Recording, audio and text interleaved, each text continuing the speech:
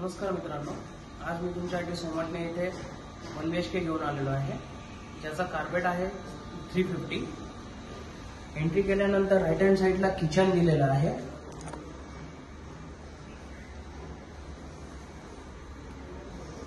Left hand साइडला common toilet washroom दिलेला आहे।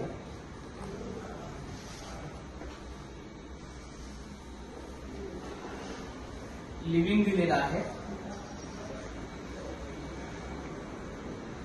लिव्हिंगला अटॅच एक बाल्कनी प्रोव्हाइड केलेली आहे।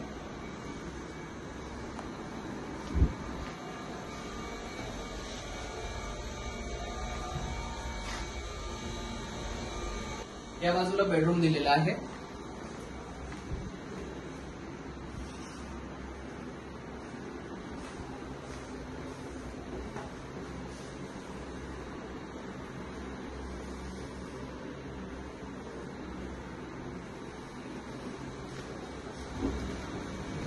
व्हिडिओ आवडला असेल तर लाईक करा, शेअर करा आणि नवीन अपडेटसाठी आपल्या YouTube चॅनलला फॉलो करून सबस्क्राईब करा।